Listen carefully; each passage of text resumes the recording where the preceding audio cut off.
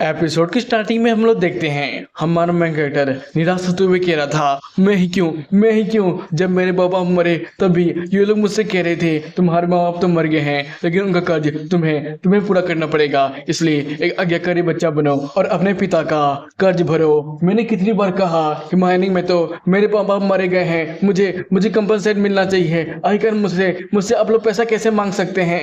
और आज भी मैंने सभी मानव को एलियन स्पेसिस से बचाया, तभी ये लोग मेरा ही बेड लेना चाहते हैं। ये सब मेरे साथ क्यों होता है। मुझे पता है कि दुनिया का एनर्जी काफी ज्यादा खतरनाक हो चुका है, चारों तरफ बस रेडिएशन ही रेडिएशन फैली हुई है। मेरे पास अवेकन होने का चांस है, लेकिन वो भी 10,000 में से बस एक ही बंदा अवेकन हो पाता है। मुझे पता है यहाँ पे मैं मर सकता हूँ, लेकिन क्यों क्यों क्यों मुझे मरना चाहिए, बस इस बात के लिए कि मैं कमजोर हूँ। तभी वहां पर एक बड़ा सा मॉन्स्टर आ जाता है जो कि अपने हाथों से हमारे एनसी के पूरे सीने को चीर देता है। और हमारा एनसी बार बार रोते हुए कह रहा था, मेरे साथ ऐसा क्यों हो रहा है, क्योंकि मैं बस कमजोर हूँ। क्या कमजोरों को बस मर जाना चाहिए, क्या उन्हें जीने का कोई भी हक नहीं होता है, ऐसा क्यों।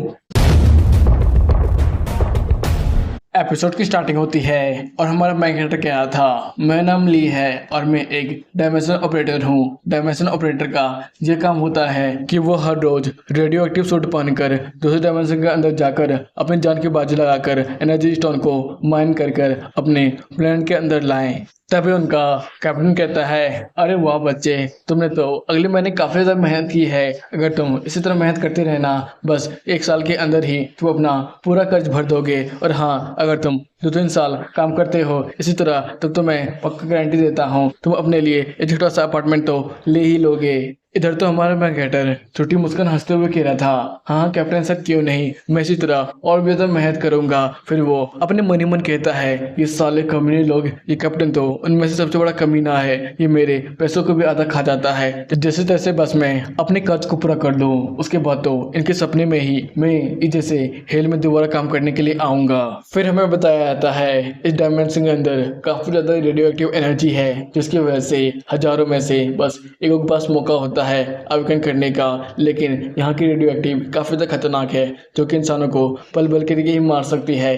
इसलिए हम लोग डायमेंशन के अंदर जाने से पहले ये रेडियो एक्टिव सूट पहनते हैं। सीन शिफ्ट होता है ट्रक की तरफ, जहाँ पे बहुत सारे माइनर आपस में बात कर रहे थे। अरे तुम लोगों ने देखा, ये वही बच्चा है जिसके माँ बाप एक्सीडेंट के द्वारा मारे गए थे 1 साल पहले ही। मैं तो ये भी सुना है इसे कंपनी के द्वारा कोई भी कंपनसेट नहीं मिला था, ऊपर से इसके ऊपर कर्ज और लग गया है। इधर दूसरा बंदा कहता है, हाँ मैं तो ये भी सुना है इसके माँ बाप की वजह से हमारी कंपनी को $1 मिलियन का घाटा पड़ा है, ऊपर से उसने कई सारे लोग मारे भी गए हैं। जैसे सुनकर तो पहला वाला बंदा कहता है, हाँ इधर से कमजोर बेदिमागी और अनलकी बंदे को हमारे साथ कंपनी ने क्यों भेजा है मारने के लिए। ये तो कमजोर बच्चा कुछ कर भी नहीं पाएगा, ऊपर से इसे कुछ हो गया तो हमें रिस्पॉन्सिबिलिटी भी लेनी पड़ेगी। मुझे नहीं लगता है इसके अनलकी की वजह से हमारा माइनिंग सही तरीके से जाने वाला है।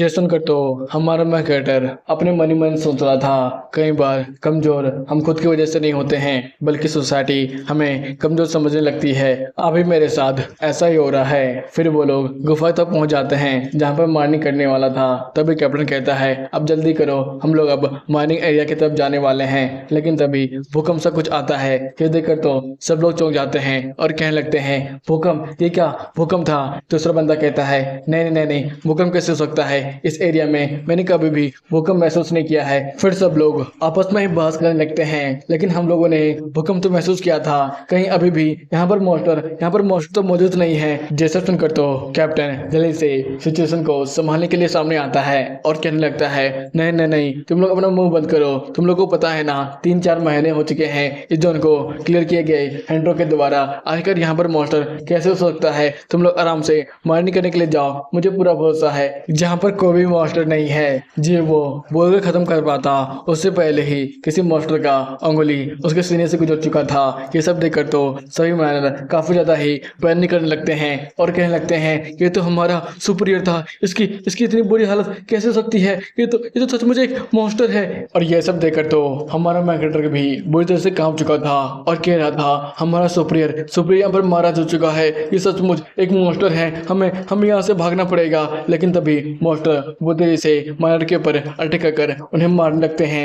पर हमारा हीरो भागते हुए अपने मन ही मन सोच रहा था, यहाँ से डायमेंशनल पोर्टल तो 10 किलोमीटर दूर है, क्या मेरा भागना सचमुच काम करेगा? लेकिन ये मॉन्स्टर तो हमारी इंसानों ताकत से कई गुना ज्यादा ताकतवर है। मैं कुछ भी कर दूं, लेकिन मैं फिर भी इन सारे मॉन्स्टर को नहीं मार पाऊंगा। तभी एक माइनर फेंकाते हुए हमारे मैग्नेटर से टकरा जाता है और वो दोनों एक चट्टान से टकराते हैं, जिसकी वजह से हमारा मैग्नेटर बहुत ज्यादा ही बुरी तरीके से घायल हो जाता है। इधर कुछ माइनर भागकर ट्रक तक पहुंच जाते हैं और ट्रक भी स्टार्ट हो जाती है। ट्रक ड्राइवर बहुत तेजी से ट्रक चला रहा था, लेकिन तभी मॉन्स्टर सीधे उनके ट्रक पर ही कूद जाता है। ये देखकर तो माइनर का ड्राइवर काफी ज्यादा चौंक चुका था। तभी वो मॉन्स्टर सीधे अपने हाथ को ड्राइवर के सीट की तरफ आगे बढ़ाता है और माइनर और क्लासिक को पकड़कर वहां से उठ जाता है। पर तभी वो ट्रक अनबैलेंस हो जाता है और जमीन पर गिर जाता है। ये देखकर तो हमारा मैकेटर अपने मन ही मन सोच रहा था, अरे नहीं, मॉन्स्टर ने तो सबसे पहले ट्रक पर अटैक किया है। तभी वो ट्रक अचानक ही फट जाता है, जिसकी वजह से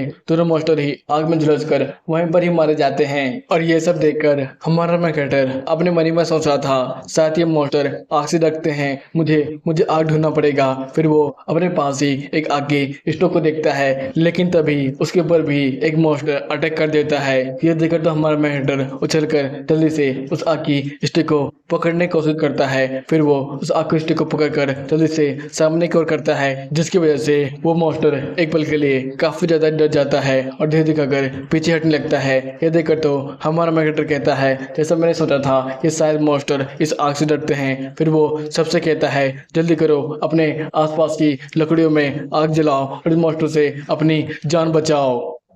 फिर हमें बताया जाता है पूरे 10 साल गुजर चुके हैं जब इस दुनिया में बहुत सारे ही डायमेंशनल पोर्टल अपीयर होने लगे थे और कुछ दिनों के अंदर ही वहां से बहुत सारे इंसेक्ट मॉन्स्टर भी बाहर निकलकर इंसानों के ऊपर अटैक करने लगे थे। जिसे देखकर हमारी मिलिट्री ने तुरंत एक्शन लिया और अपने वेपन की मदद से उन्हें रोकने की कोशिश की, लेकिन फिर भी वो मॉन्स्टर एक दो दिन से ज़्यादा रोक नहीं पाए। वो मॉन्स्टर हमारी मिलिट्री को काफ़ी हद तक बर्बाद कर चुके थे, लेकिन उस डायमेंशन के बाहर निकलती रेडियो एक्टिव एनर्जी की वजह से एक इंसान अवेकन हो गया। उसने अपनी पावर की मदद से बहुत सारे इंसेक्ट मॉन्स्टर को मार गिराया। उसके बाद उसने एक डंजन को भी क्लियर किया। तब लोगों को पता चला कि इंसान अवेकन होते हैं और उसकी ताकत की वजह से हम लोग आसानी से इस डंजन को बंद कर सकते हैं। और उस डायमेंशन ब्रेक की डायमेंशन के अंदर जाकर जब लोगों ने देखा, वहां पर भर भर के ही एनर्जी के स्टोर मौजूद थे। ये देखकर तो पूरी दुनिया बदल गई। सब लोग अमीर बनने की लालसा में जल्दी जल्दी आकर इस डायमेंशनल पोर्टल की एनर्जी के स्टोर को बाहर निकालने की कोशिश करने लगे। सीन शिफ्ट होता है डायमेंशनल पोर्टल की तरफ, जहां पर हमारा एमसी कह रहा था, जल्दी करो, ये जलती हुई आग की लकड़ियों को उठाओ और मॉन्स्टर के आगे करो।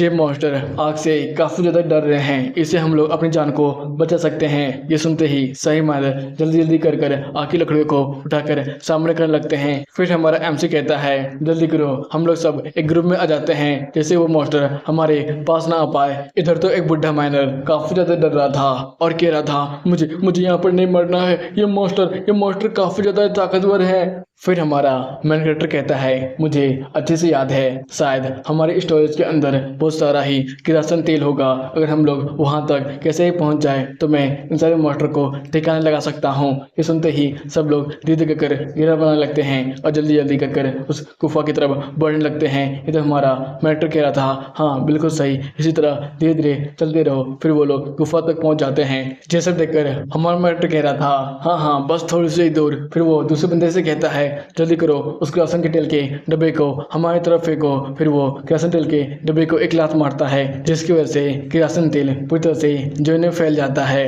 ये देखते ही हमारा मैटर कहता है, अब बारी है आग लगाने की। फिर वो आग की स्टिक को उनकी तरफ फेंक देता है, जिसकी वजह से बहुत सारे मॉन्स्टर वहां पर हल्के मरने लगते हैं। और ये सब देखकर कैप्टन हमारे मैकेटर के पास आते हैं और कहते हैं, ली तुम्हारा धन्यवाद, अगर तुम यहाँ पर नहीं होते तो शायद हम सब इस मॉन्स्टर के हाथों यहाँ पर मारे जा चुके होते। लेकिन तभी दूसरा बंदा कहता है, मुझे तो लगता है शायद इस बदकिस्मत लड़की की वजह से ये सब हुआ है, नहीं तो ये सब मॉन्स्टर शायद यहाँ पर जिंदा ही नहीं बचते। लेकिन तभी वो लोग उस गुफा के अंदर घूमने लगते हैं। तभी उन्हें एक बड़ा सा मूर्ति दिखता है। फिर वो लोग आपस में बात करने लगते हैं। इस स्टैचू को तो हमारे सुप्रियर मिंग नहीं खोजा था। मारनी करते वक्त वो तो कह रहे थे कि हमें इस स्टैचू को यहाँ से बाहर ले जाना चाहिए, फिर हम लोग आराम से मिलकर ब्लैक मार्केट में बेच देंगे, उससे जो भी पैसा मिलेगा हम लोग आपस में बांट लेंगे। जैसे सुनकर तो हमारा मैनेटर कह रहा था, लेकिन फिर भी ये मूर्ति तो बहुत ज़्यादा पुरानी और बहुत ज़्यादा ही असली लग रही है। इधर दूसरे लोग सेक्टर 1 में कॉन्टेक्ट करने की कोशिश कर रहे थे और कह रहे थे हम लोग बहुत बड़ी मुसीबत में फंस चुके हैं, चारों तरफ बस मॉन्स्टर ही मॉन्स्टर हैं, हमारी जान बचाने के लिए जल्दी जल्दी किसी को भेजो, वहाँ से रिस्पॉन्स आता है, हमें वहाँ तक पहुँचने में कम से कम 2 घंटे तो लग जाएंगे, इसलिए तुम लोग जहाँ कहीं भी हो वहीं पर रहो। तभी दूसरा मैनेजर गुस्से में कहता है, तुम्हें समझ में नहीं आ रहा है क्या, यहाँ पर काफ़ी सारे मॉन्स्टर हैं, जल्दी जल्दी किसी अवेकनर को भेजो, हमारी जान यहाँ पर बहुत ज़्यादा खतरे में है। ये सुनते ही दूसरे रिस्पॉन्स आता है, तुम लोग बकवास करना बंद करो, हम लोगों ने कह दिया ना कि हम लोग वहाँ पर जल्दी जल्दी पहुँचने की अपनी पूरी कोशिश करेंगे। जी कहते ही सिग्नल लॉस्ट हो जाता है। ये सुनकर तो सब लोग काफ़ी ज़्यादा टेंशन में थे। तभी एक बंदा बहुत ज़्यादा ही पैनिक करते हुए कह रहा था, नहीं, मेरे इस रेडियो एक्टिव शॉट की बैटरी बहुत ज़्यादा कम बची है, मुझे जल्दी जल्दी नई बैटरी की जरूरत है। आजकल मैं बैटरी कहाँ से ढूंढूं, घर में तो मेरे बच्चे बेबी सब इंतजार कर रही है, अगर मैं घर नहीं गया तो उनका क्या होगा, मुझे कैसे कर भी बैटरी चाहिए होगा, मैं इतनी देर तक इंतजार नहीं कर सकता हूँ, मेरा बैटरी बस आधा घंटा ही चलेगा, मैं बैटरी कहाँ से लाऊं, क्या स्टोरेज में बैटरी है। फिर वो यहाँ वहाँ भाग ही रहा था और कह रहा था, मुझे कुछ ना कुछ तो करना पड़ेगा, मुझे अपनी जान बचानी पड़ेगी। जैसन कर तो हमारा मैकेटर भी अपनी सूट की बैटरी को देखने लगता है और कहने लगता है, अभी भी इसमें 61% बचे हुए हैं, जल्दी जल्दी अगर बैकअप टीम यहाँ पर आ गई तो शायद हम सबकी जान बच पाएगी। तभी वो बंदा अपने कुछ साथियों के साथ आते हुए कहता है, एक मिनट, सब कोई अपनी जगह पर रुक जाओ, मुझे पता है हम सबके पास इतनी बैटरी उपलब्ध नहीं है कि हम लोग सबको यहाँ पर जिंदा बच पाए, इसलिए मैं चाहता हूँ किसी की बलि देना। तो बताओ, यहाँ पर सबसे ज़्यादा बूढ़ा आदमी मरने वाला है या फिर एक ऐसा बच्चा जो कि अनाथ हो। हाँ, मैं इस बच्चे की बात कर रहा हूँ। ये बेचारा अपने कर्ज के तले बहुत ज़्यादा दबा हुआ है, इसकी ज़िंदगी तो लिविंग हेल बन चुकी है, तो क्यों ना इस बच्चे को आज हम लोग बलि चढ़ा दे और उसकी बैटरी की मदद से हम सब यहाँ पर जिंदा बच जाए। तो चलो इसे खत्म करते हैं। जब बोलते ही वो बंदा हमारे मैकेटर के पर अटैक कर उसे घायल कर देता है और कहने लगता है, बच्चे अब ज्यादा रेसिस्ट करने की जरूरत नहीं है, तो वैसे भी अपनी जिंदगी से तंग आ गया होगा ना, इतने सारे कर्ज तो देने हैं, इसलिए चुपचाप अब बस मर जा। फिर वो धीरे धीरे कर उसके मास्क को उतारने लगता है। ये सब देखकर तो हमारा मैकेटर कह रहा था, तुम बास्टर्ड, मैंने तुम सबकी जान बचाए और तुम लोग ऐसा कर रहे हो। इधर सब लोग हंसते हुए कह रहे थे, बच्चे चिंता मत करो, तुम्हारे पास अभी भी एक चांस है, 1000 में से एक बंदा शायद अविकन हो सकता है, अगर तुम अविकन हो गए तो हमारी काफी ज्यादा ही मदद कर पाओगे। इधर दूसरा बंदा कहता है, अरे भाई तो क्या मजाक कर रहा है, इस बंदे की इतनी किस्मत अच्छी होती तो ये अब यहाँ पर मर नहीं रहा होता। फिर वो दूसरे बंदे के पास जाते हुए कहता है, अब बताओ अब किसकी बारी है अविकन टेस्ट को देने की। ये सुनते ही वो बंदा काफी ज्यादा डर जाता है और जल्दी से उन दोनों को धक्का कर वहां से भागती कर ट्रक के ऊपर जाते हुए कहता है, मैं अगर यहाँ पर मार जाऊंगा तो मैं तुम सबको भी अपने साथ ही ले मरूंगा। इधर वो बंदा जैसे ट्रक को स्टार्ट करता है, ट्रक में रखा स्टैचू सीधे धड़ाम जमीन पर गिरता है। ये देखकर तो सही मायर काफी ज्यादा ही पैनिक करने लगते हैं और कहने लगते हैं, जल्दी करो, इस बंदे को रोकने की अपनी पूरी कोशिश करो, अगर इसने हमारे फायर सर्किट के बैरियर को तोड़ दिया तो शायद वो मॉन्स्टर हमारी गुफा के अंदर तक आ जाएंगे, जल्दी करो इसे रोको।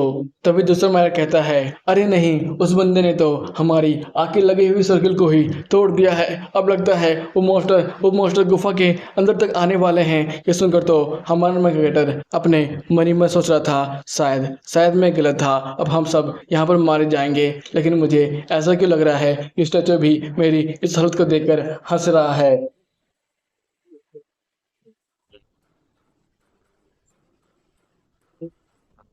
तभी बहुत सारे मॉन्स्टर गुफा के अंदर तक आने लगते हैं। उनमें से एक मॉन्स्टर हमारे मैन कैरेक्टर को उसके बालों से पकड़कर उठाकर मारने वाला था। तब हमारा मैन कैरेक्टर अपने अंतिम क्षण में ये सोच रहा था, क्यों मैं इतना कुछ सहन कर रहा हूँ। जब मेरे माँ बाप मरे तब उस समय रिलेटिव ने भी मुझे अपनाने से ठुकरा दिया। जिस अपार्टमेंट में मैं रह रहा था वहाँ पर के लैंडलॉर्ड ने भी मुझे भगा दिया और मेरी गर्लफ्रेंड ने भी मुझे ये बोलकर ठुकरा दिया कि मैं तुम जैसे भिखारी लोग से क्यों ही प्यार करने लगी। तभी उसी समय बहुत सारे कंपनी के लोग भी आ गए और वो कहने लगे, अबे साले, आखिरकार तुम्हारी हिम्मत भी कैसे हुई हमारे खिलाफ पुलिस में कंप्लेन करने की। तेरे बाप की ही गलती की वजह से हमें $1 मिलियन का नुकसान हुआ है। हमने बहुत सारे आदमियों को खो दिया उस दौरान, और तू हमें पर ही कंप्लेन कर रहा है। और तू क्या चाहता है? कंपनसेशन तुम्हें कुछ भी नहीं मिलने वाला है। ऊपर से तुम्हारे पापा ने जो हमसे कर्ज लिया था उसे भी तुम्हें पूरा करना है। ले, इसमें सारे कागजात लिखे हुए हैं, चुपचाप उन सबको 10 साल के अंदर ही पूरा कर दे, नहीं तो जिंदगी भर के लिए ही हमारा गुलाम हो जाएगा। इधर उसके कुछ बदमाश उसे बहुत ज्यादा ही बुरी तरीके से मारते हुए कहते हैं, अगर तूने दोबारा पुलिस में कंप्लेन करने की कोशिश की ना तो हम तुम्हारे पैर और हाथ के हड्डियों को तोड़कर तुम्हें ट्रेन स्टेशन पर भीख मांगने के लिए छोड़ देंगे। फिर उसके ऊपर एक जोर और लात मारते हुए कहता है, बच्चे तुम अच्छे से समझ ले, तूने अगर हमारे कर्ज को पूरी तरह से पे नहीं किया ना तो हम तुम्हें रोज इसी तरह की सेवा देते रहेंगे। ठीक है, मेरी तरफ से ये ऑफर भी सुन ले, तेरे पास तो कोई काम धंधा होगा नहीं तो तू डायमेंशनल मायर बन सकता है। उससे तुम्हें इतने पैसे तो मिल ही जाएंगे जिससे तुम हमारी हर महीने के इंटरेस्ट कम से कम पे कर ही सको। ठीक है, तू हर रोज इस बंदे के पास आ जाना, ये डायमेंशनल मायर का हेड है, इससे तुम्हें आसानी से ही काम मिल जाएगा। सेंसिटिव होता है डायमेंशनल मायर की तरफ, जहाँ पर हमारा मैकेटर जो से चिल्लाते हुए कह रहा था, अगर यहाँ पर मैं सचमुच मरने वाला हूँ तो मैं इतनी आसानी से तो नहीं मरने वाला हूँ। भले मैं कमजोर हूँ लेकिन मैं फिर भी तुम्हें कुछ ना कुछ तो नुकसान पहुंचा कर ही मरूंगा। ये बोलकर वो उस मॉन्स्टर के भी कंधे पे काट लेता है। ये देखकर तो मॉन्स्टर ही तो उसे झटक देता है। ये सब देखकर तो एक बंदा जो से हंसते हुए कह रहा था, ये बच्चा तो सचमुच बड़ा ही डिस्कस्टिंग है, मेरी उम्मीद से भी कई गुना ज्यादा। फिर वो उसके सबकॉन्शियस माइंड पे आते हुए कहता है, बच्चे मुझे लगता है तुम्हारी बॉडी के अंदर काफी ज्यादा ही हिडन पोटेंशियल है, इसलिए इसे बर्बाद होने मत दे, चुपचाप इसे मेरे हवाले कर दे। ये सुनकर तो हमारा मैकेटर जो से हंसते हुए कहता है, अब स्टैचू भी मेरे सर को लेने की कोशिश कर रहा है, आखिरकार तो है कौन? मैंने तो कम से कम इन जैसे मॉन्स्टर को हपाकर इसे थोड़ा मोड़ा तो नुकसान पहुंचाया था, लेकिन तू क्या कर सकता है? तू तो बस एक टूटा हुआ स्टैचू है, बेकार सा। ये सुनकर तो स्टैचू से घूर कर कुछ देर तक इसी तरह देखता है और कहता है, बच्चे तुम्हारे अंदर काफी ज्यादा ही हिडन पोटेंशियल है, लेकिन तू इसी तरह क्या मरने वाला है। जल्दी कर बच्चे, अब चुपचाप हार मान भी ले और मुझे अपने शरीर को हैंड ओवर कर दे, नहीं तो क्या तू क्या ही कर लेगा? वैसे भी मुझे कोई फर्क नहीं पड़ता है, अगर यहाँ पर मैं मारा भी जाता हूँ तो ये तो मेरे लिए अच्छा ही होगा, इससे तो कि कोई मेरा बॉडी को मेरी मर्जी के बगैर ही कंट्रोल कर पाए। ये सुनकर तो वो स्टैचू जो से हंसते हुए कहता है, ओ बच्चे, मतलब कि तू प्राइड भरी मौत मरना चाहता है, लेकिन तू बहुत बड़ा मूर्ख है, क्योंकि तेरे पास ये हक ही नहीं है। तभी उसका सिस्टम एक्टिवेट होता है और सब बताया जाता है, आपका सेल्फ सिस्टम एक्टिवेट होता है। इधर तभी मॉन्स्टर के आसपास बहुत सारी परछाई बनने लगती है और उसने मॉन्स्टर को पूरी तरह से पकड़ लिया था, उसे झुका भी दिया था। फिर वो बड़े गुस्से में उसे देखते हुए कहता है, आखिरकार तुम जैसे छोटे मोटे कीड़ों की हिम्मत भी कैसे हुई अपने लॉर्ड का गुस्सा दिलाने की? ये बोलकर वो उसे अपने पैरों से ही कुचल देता है। फिर आसपास के मॉन्स्टर भी उसकी तरफ बहुत ज्यादा गुस्से में बढ़ने लगते हैं। ये सब देखकर तो हमारा मैकेटर अपने ड्रेसिंग लुक से अपने ओडी को बाहर निकालता है, जिसकी वजह से बहुत सारी परछाइयां उन्हें खत्म कर देती है। इधर हमारा मैकेटर हंसते हुए कहता है, हाँ, एक कीड़ों की हिम्मत भी कैसे हुई मुझे टच करने की कोशिश करने की? फिर वो धीरे धीरे कर उन माइनर की तरफ भी आगे बढ़ने लगता है। ये देखकर तो माइनर काफी ज्यादा ही डर जाते हैं और कहने लगते हैं, ली तुम्हारी हिम्मत भी कैसे हुई मुझे हमें पकड़ने की कोशिश करने की? चुपचाप हमें जाने दो, नहीं तो हम तुम्हारा रिपोर्ट कर देंगे बड़े बड़े ऑफिसर के पास। इधर वो हंसते हुए कहता है, सचमुच ये इंसान तो काफी ज्यादा ही कमाल का है, मुझे देखना है अगर इसके पास इसका शरीर दोबारा मिल जाए तो ये फिर दुनिया में क्या क्या करता है। और इसी के साथ ये एपिसोड यहीं पे खत्म होता है। जल्दी से लाइक एंड कमेंट करना मत भूलना और मुझे बताओ आपको ये सीरीज कैसा लगा, मजा आया कि फिर नहीं? फिर मिलेंगे, बाय बाय, टाटा, सायोनारा। अभी तक हम लोगों ने देखा था अंडरवर्ल्ड का लॉर्ड अपने एनर्जी से सारे माइनर्स को पकड़ते हुए कह रहा था, हाँ, ये सारे कीड़े मकोड़े भी ना कुछ ज्यादा ही बोबा करते हैं, लेकिन मुझे चौका तो इस बंदे के शरीर ने दिया है, क्योंकि इसने मेरे सारे शेडो एनर्जी को अपने अंदर समा लिया है। अब मुझे देखना है जब इस बंदे को मेरी ताकत मिल जाएगी तब ये क्या क्या कारनामा करके दिखाता है। एपिसोड की स्टार्टिंग में हम लोग देखते हैं समय मानर काफी ज्यादा डर चुके थे और डरते हुए कह रहे थे हमें जाने दो, तुम हमारे साथ ऐसा नहीं कर सकते हो, प्लीज प्लीज हमें जाने दो। ये सब तो बस हम लोग जिंदा रहने के लिए कर रहे थे, हमारे परिवार के लिए कर रहे थे, प्लीज समझने की कोशिश करो और हमें जाने दो। तभी पीछे वाला बंदा कहता है हाँ हाँ हमें हमें जाने दो, प्लीज हमें जाने दो। वैसे भी अगर हम तुम्हारे साथ ऐसा ना करते थे तुम कभी अवेकनर भी नहीं बन पाते, प्लीज प्लीज हमें जाने दो। ये सुनकर तो हमारा मैं कैरेक्टर उन्हें घूरते हुए कह रहा था, ओह मतलब कि तुम लोग कह रहे हो मैं तुम सबके मेहरबानी की वजह से ही अवेकनर बना हूँ, तब तो मुझे तुम सबको धन्यवाद बोलना चाहिए है ना। नहीं नहीं, इसकी इसकी कोई जरूरत नहीं है, हमें हमें धन्यवाद नहीं चाहिए, बस बस तुम ऐसे प्रिटेंड करो यहाँ पर कुछ भी नहीं हुआ था और हमें यहाँ से जाने दो। हाँ हाँ प्लीज प्लीज हमें हमें यहाँ से जाने दो। फिर हमारा हीरो चुटकी मारते हुए कहता है तो ठीक है, तुम लोगों ने जैसे मुझे मौका दिया था अवेकनर बनने का वैसे ही मैं भी तुम सबको मौका दूंगा। फिर वो अपनी एनर्जी से उनके मास्क को बाहर निकालने लगता है। ये देखकर तो सब लोग काफी ज्यादा पैनिक करने लगते हैं और चिल्लाते हुए कहते हैं प्लीज प्लीज ली हमें हमें यहाँ से जाने दो, हमें हमें नहीं मरना है।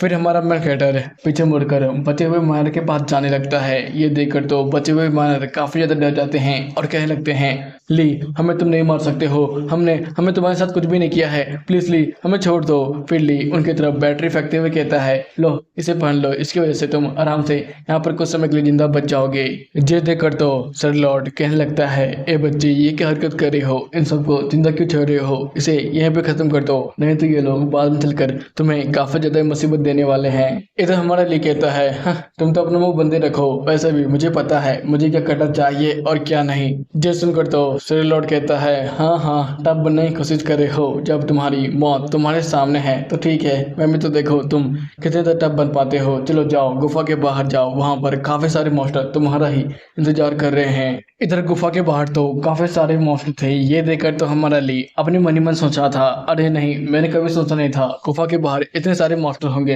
ये देखकर तो सर लॉर्ड कहता है हाँ बच्चे क्या तुम अभी से डर गए, तो ठीक है मुझे अपने बॉडी हैंड ओवर कर दो, मैं इन सबको आराम से मसल सकता हूँ। ओह लगता है तुम अभी भी रेसिस्ट करना चाहते हो, लेकिन तुम्हारे पैर तो डर के मारे बुरी तरह से कांप रहे हैं। एक बार तुम फिर से सोच लो क्योंकि तुम मेरी ताकत बगैर तो कुछ भी नहीं हो। इधर हमारा ली उन मॉन्स्टर के ऊपर रश करते हुए कहता है मैंने कहा ना कि तुम्हें मुझे बताने की भी जरूरत नहीं है मुझे क्या करना चाहिए और क्या नहीं। जैसे वो मॉन्स्टर के ऊपर अटैक करने वाला था, लेकिन मॉन्स्टर तो काफी ज्यादा फास्ट था, वो उसके ऊपर लगातार अटैक किया जा रहा था। ये देखकर तो हमारा ली एक पल के लिए काफी ज्यादा चौंक चुका था क्योंकि मॉन्स्टर सीधे उसके पीछे आ चुका था। फिर जैसे तैसे ली इस अटैक से भी अपने आप को संभालता है और जल्दी से पीछे हटते हुए अपने मन ही मन सोच रहा था मेरा रिएक्शन स्पीड काफी ज्यादा बेहतर हो चुका है पहले से, लेकिन फिर भी ये मॉन्स्टर काफी ज्यादा ताकतवर है, अब लगता है मुझे अपनी नई ताकत का इस्तेमाल करना ही पड़ेगा। फिर वो अपनी सारी ताकत अपने हाथों में लाता है जिसकी वजह से बहुत सारा शेडो एनर्जी उसके हाथों के चारों तरफ घूमने लगता है। ये देखकर तो सर लॉर्ड कहता है हाँ शेडो सिस्टम मिलने के बावजूद भी तेरी ताकत बस इतनी ही है, मुझे लगा नहीं था तो इतना ज्यादा बेकार होगा। इधर हमारा ली जैसे ही बेकार वर्ड सुनता है उसे तो और भी ज्यादा गुस्सा आता है, जिसकी वजह से वो उस मॉन्स्टर के ऊपर एक जोरदार मुक्का मारता है और कहता है तू तो अपना मुंह बंदी रख। फिर वो अपने मुक्के को देखते हुए कहता है सचमुच मुझे विश्वास नहीं हो रहा है मेरी ताकत क्या इतनी ज्यादा बढ़ गई है, लेकिन लगता है मॉन्स्टर बस फिजिकल अटैक से मरने वाला नहीं है, इसे तो जरा सा भी डैमेज नहीं हुआ है, मैं कैसे भी कर बस एक हथियार बना लो ना तो मैं बड़े आसानी से इस जैसे मॉन्स्टर को तो मार ही सकता हूँ।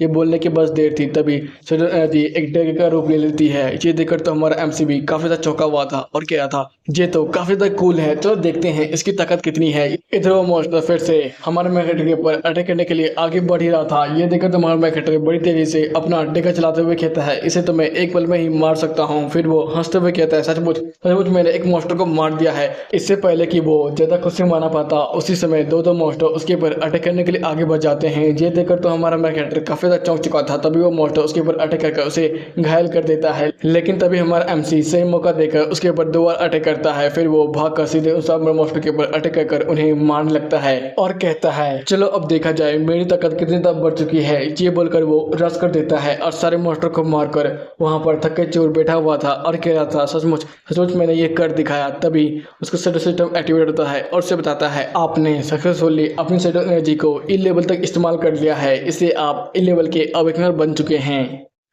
सेंस शिफ्ट होता है हॉस्पिटल की तरफ, जहां पर नर्स बता रहे थे डॉक्टर इसे किसी तरह का गंभीर चोट नहीं लगी है, ना ही इसे कोई बीमारी है, इसकी विटल एनर्जी पूरी तरह से नॉर्मल है। मुझे समझ में नहीं आ रहा है ये बंदा अभी तक उठा क्यों नहीं है।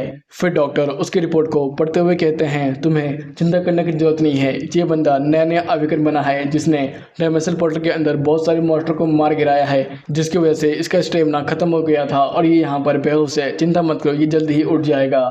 इधर तो नर्स जैसे ही अवेकनर का नाम सुनती है वो तो काफी ज्यादा एक्साइटेड हो जाती है और कहने लगती है डॉक्टर डॉक्टर इसका लेवल क्या है, ये बंदा क्या सचमुच एक अवेकनर है। इधर डॉक्टर तो उसकी इस बिहेवियर को देखकर कह रहे थे तुम तो काफी ज्यादा एक्साइटेड हो लगता है, ठीक है जब ये उठेगा तो तुम पूछ सकती हो, चलो हमें दूसरे कमरे में भी पेशेंट को देखने जाना है। इधर तो नर्स अभी भी ली को ही देखी जा रही थी और कह रही थी ये बंदा तो सचमुच काफी ज्यादा हैंडसम है, मुझे मुझे थोड़ा और देखने दीजिए ना, मुझे मुझे ये बंदा चाहिए। रहा नहीं जाता, तड़प ही ऐसी है ना।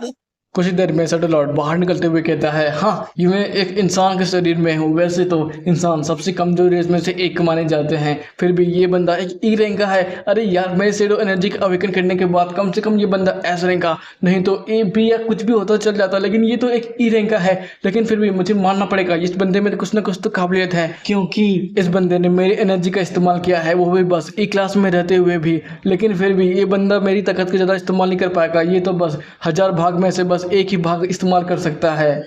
इधर हमारा मेन कैरेक्टर जैसे ही अपनी आंखें खोलता है तो कहता है अबे यार तो फिर से यहाँ पर क्या कर रहा है एग्जैक्टली, मैं तेरा चेहरा देख देख कर थक चुका हूँ, तू बता यार तू आखिरकार है क्या।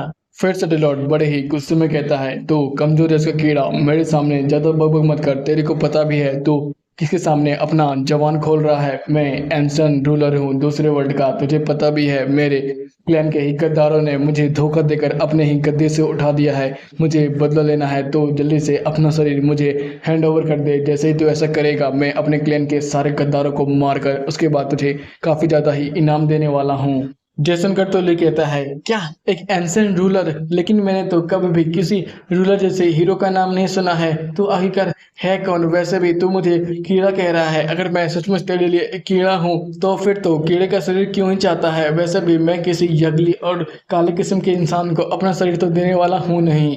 इधर तो सेडलॉर्ड कह रहा था क्या क्या कहा तूने, कॉकरोच अगली, मुझे मुझे काला आदमी कहा, तू जैसा कीड़ा इंसान, तुझे पता भी है मैं कौन हूँ। सब छोड़ो ये सब बातों को छोड़ो, तुझे पता भी है तू यहाँ पर अभी तक जिंदा क्यों है, क्योंकि मुझे तुम्हारा शरीर चाहिए। अब जल्दी से मुझे अपना शरीर हैंड ओवर भी कर दे। फिर हमारा मन कैरेक्टर अपने मन ही मन सोचने लगता है आखिरकार ये है कौन, ऊपर से ये बस मेरा शरीर ही क्यों मांग रहा है। वहां पर तो काफी सारे ही लोग थे, उनका भी शरीर तो ये ले सकता था। मुझे समझ में नहीं आ रहा है कहीं इसकी एबिलिटी लास्ट की तो नहीं है, ये मेरा शरीर कंट्रोल करके कुछ ऐसा वैसा तो नहीं करने वाला है कि देखने से भी लड़की की तरह लग रहा है, कहीं ये सचमुच कोई लड़की तो नहीं। नहीं नहीं नहीं, नहीं। मैं कुछ ज़्यादा सोच रहा हूँ। वैसे भी मैं काफ़ी ज़्यादा हैंडसम हूँ, क्योंकि मेरे बाप माँ ने मुझे बहुत ज़्यादा अच्छे से खिलाकर हैंडसम बनाया है, क्योंकि इस दुनिया में जो हैंडसम नहीं होता है वो किसी काम का भी नहीं होता है। लेकिन जब से अवेकन हुए हैं तब से ये दुनिया पूरी तरह से बदल ही चुकी है, इसलिए मुझे समझ में नहीं आ रहा है मुझे क्या करना चाहिए। ये सब थॉट को सुनकर तो सेडलॉर्ड काफ़ी ज़्यादा परेशान हो जाता है और कहने लगता है इनफ इनफ इनफ, ये बंदा आकर ये क्या ही सोच रहा है। फिर वो उसके कॉल को पकड़ते हुए कहता है मुझे विश्वास नहीं हो रहा है कि मैंने गलती से एक ई रैंक के बंदे को चुन लिया है, इसलिए मैं तुमसे कह रहा हूँ चुपचाप अपनी बॉडी को हैंड ओवर कर दो। अगर तो फिर भी नहीं करने वाला तो ठीक है, जा अब जाके मर। फिर वो एक पोर्टल में उसे फेंक देता है और कहता है अगर तूने बस 3 दिन के अंदर ही डी रैंक तक प्रमोट नहीं हुए ना, तब मैं तुझे पूरी तरह से कंप्लीटली इरेज कर दूंगा।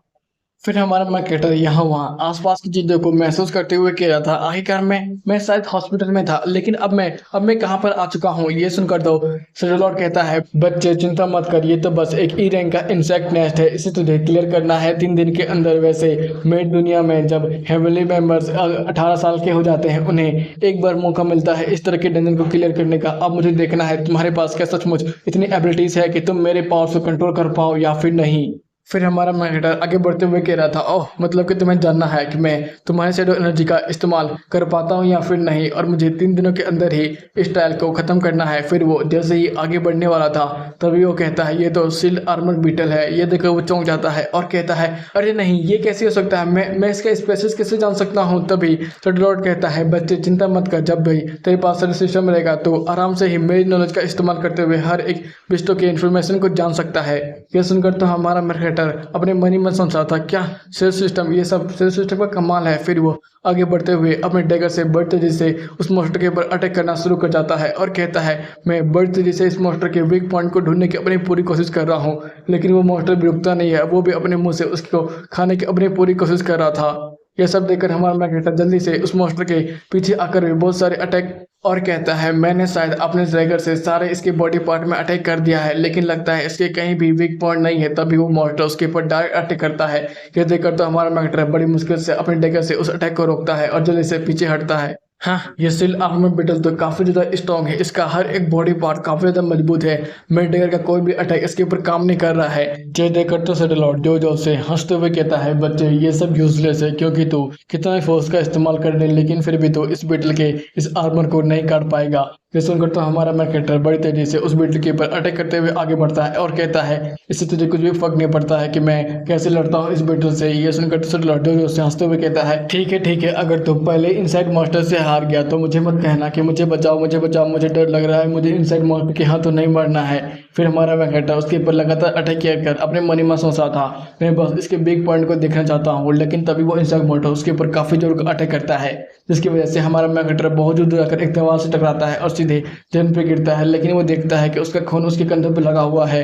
ये देखकर वो कहता है चलो मैंने उसके वीक पॉइंट को देख लिया। इधर वो बेटल जैसे उसके ऊपर अटैक करने वाला था तो हमारा मैकेटर उसे घूरते हुए कह रहा था चलो अब ये मेरी बारी है तुम्हें खत्म करने की। इसी के साथ ये एपिसोड यहीं पे खत्म होता है। जल्दी से मुझे कमेंट करो और मुझे बताओ आपको ये सीरीज कैसा लग रहा है, मजा आया कि नहीं। फिर मिलेंगे, बाय बाय, टाटा, सायोनारा। अभी तक हम लोगों ने देखा था हमारा मैकेटर सिल बिल्डर के ऊपर अटैक कर उसे घायल कर देता है और कहता है चलो फाइनली मैंने उसका वीक पॉइंट खोज लिया। लेकिन तभी वो बिल्डर उसके ऊपर दोबारा अटैक करके उसे मारने की कोशिश करता है। अब आगे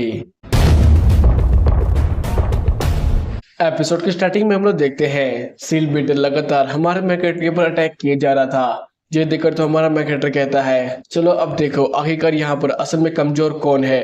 ये देखकर तो शैडो लॉर्ड काफी ज्यादा चौंक जाता है और कहता है इस बच्चे ने तो सचमुच शैडो आई का इस्तेमाल कर लिया है। फिर हमारा मैकेटर लगातार शैडो बिल्डर के ऊपर अटैक किए जा रहा था और कह रहा था चलो मेरे लिए अब टूट भी जाओ। ये देखकर तो शैडो लॉर्ड जो से हंसते हुए कहता है बच्चे सचमुच क्या तो इतनी ज्यादा मेहनत बस सील बिल्डर के पहले टांग को तोड़ने के लिए कर रहा था। इधर हमारा मैकेटर पीछे हटते हुए कहता है हाँ तुम कुछ ऐसा ही समझ सकते हो, अगर इस सील बिल्डर का आगे का पेड़ ही नहीं रहेगा तो ये प्रोटेक्शन कैसे कर पाएगा, फिर मैं इसके ऊपर आराम से अटैक कर पाऊंगा इसके कमजोर हिस्से पर।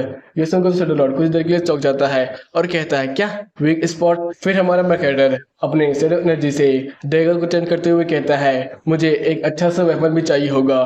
फिर वो अपने शैडो एनर्जी को भाले का शेप देते हुए कहता है हाँ इससे मैं आराम से इस सील बिल्डर के पेड़ को चीर सकता हूँ। फिर वो डायरेक्ट ही उसके पेट के ऊपर अटैक करते हुए उसके गर्दन तक को उड़ा देता है और कहता है इसका वीक स्पॉट है इसका पेट। फिर वो हाँफते हुए कह रहा था चलो फाइनली मैं जीत गया हूँ। ये देखकर तो शैडो लॉर्ड कहता है बच्चे तू क्या सचमुच एक ई रैंक के सील बिल्डर को हराने के बाद इतना ज्यादा थक चुका है, मैं तुमसे ऐसे ही उम्मीद कुछ कर सकता था। तभी लिकेजर सिल बीस्ट के कोर क्रिस्टल पर जाती है और वो उसे उठाते हुए कहता है हाँ ये क्या चीज है, इसके अंदर से तो मुझे काफी ज्यादा ही एनर्जी महसूस हो रहा है। कि सुनते ही सिलोट कहता है बच्चे तू क्या मुझसे सचमुच मजाक कर रहा है, ये एनर्जी स्टोन है, इसकी वजह से तू अपनी बहुत सारी एबिलिटीज को और भी ज्यादा ताकतवर बना सकता है। ओह तो ये एनर्जी स्टोन एक्सपीरियंस क्रिस्टल की तरह काम करता है। तभी उसे आगे से कुछ महसूस होता है। ये देखकर वो कहता है मुझे कुछ महसूस तो हो रहा है इस गुफा के अंदर से, लेकिन मैं कुछ भी अच्छे से देख नहीं पा रहा हूँ। ये सुनते ही शैडो लॉर्ड कहता है हाँ मुझे पता है आगे बहुत ज़्यादा खतरा है, इसलिए तुझे अपना विजन को और ज़्यादा इम्प्रूव कर लेना चाहिए और शैडो आई का इस्तेमाल करना चाहिए। ये सुनकर तो ली को पहले कुछ भी समझ में नहीं आता है और वो कहता है ये क्या किस टाइप का स्किल है, तो मैं इसे एक्टिवेट कैसे कर सकता हूँ। ये सुनकर शैडो लॉर्ड कहता है बच्चे तुझे क्या सचमुच अपनी स्किल भी एक्टिवेट करना नहीं आता है, तो ठीक है मैं तुम्हें लास्ट बार बता ही देता हूँ। अपनी शैडो एनर्जी को धीरे करते हुए अपनी आंखों पर इकट्ठा करने की कोशिश करो। फिर वो अपनी आंखों खोलकर आसपास की चीजों को देखो। ये सुनकर ली तुरंत ही अपनी सारी शैडो एनर्जी को अपनी आंखों में इस्तेमाल करने लगता है फिर वो अपने आँखें खोलकर जैसे ही आसपास की चीज़ों को देखने की कोशिश करता है तो उसका सिस्टम बताता है आपने सुडो आई का लेवल 1 का इस्तेमाल किया है। लेकिन जैसे ही वो और भी ज़्यादा गुफा के अंदर देखता है तो वहाँ से बहुत सारे स्पाइक टाइप के अटैक सीधे हमारे ली पे होता है। इसे देखकर तो ली बड़ी मुश्किल से उसे डॉज करता है और कहता है ये अटैक कोई नॉर्मल नहीं था, इसके अंदर तो पॉइजन है और तो मुझे समझ में भी नहीं आ रहा है ये अटैक कहाँ से हो रहा है। हाँ, ये अटैक फिर से हुआ। फिर वो बड़ी मुश्किल से उन सारे अटैकों को डॉज कर रहा था और कह रहा था मुझे समझ में नहीं आ रहा है आखिरकार क्या मेस्टोडोजन वाला स्किल इतना कमजोर है कि वो इस अटैक को देख नहीं सकता है। वो तो भला है मेरा स्टिंग का जो मैं हर एक बार बड़ी मुश्किल से इन सारे अटैकों को डॉज कर पा रहा हूँ। लेकिन तभी शैडो लॉर्ड कहता है बच्चे क्या बकवास बात ही कर रहा है, मेरा शैडो विजन काफी ज्यादा स्ट्रॉन्ग है, बल्कि बेकार बात तो ये है कि तू इसका इस्तेमाल कर रहा है। तेरी इतनी ताकत नहीं है कि तू शैडो विजन को अच्छी तरीके से इस्तेमाल कर पाए। अगर तो इसका लेवल और भी ज्यादा बढ़ाएगा ना तो तू आसानी से इस अटैक को देख भी सकता है। फिर हमारा मैकेटर अपने मन ही मन सोचता है ओह मतलब कि मेरी ताकत इतनी नहीं है कि मैं शैडो विजन को और भी अच्छे तरीके से इस्तेमाल कर पाऊँ। लेकिन क्या होगा जब मैं अपने शैडो विजन को और भी ज्यादा शैडो एनर्जी दूंगा। ये सुनकर तो हमारा शैडो लॉर्ड काफी ज्यादा चौंक जाता है और अपने मन ही मन सोचता है एक ई क्लास का इंसानी बच्चा सचमुच क्या मैनेज भी कर पाएगा।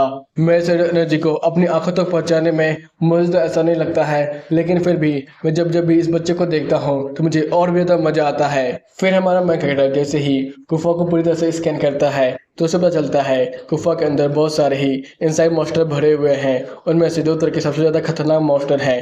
पहला है शॉर्ट लिपिंग इनसाइड और दूसरा है स्टिंग स्टैग जो कि काफी ज्यादा खतरनाक है। और इसे देखकर तो हमारा शैडो लॉर्ड कहता है लगता है बच्चे तो मेरे नॉलेज का काफी ज्यादा अच्छा इस्तेमाल कर पा रहा है।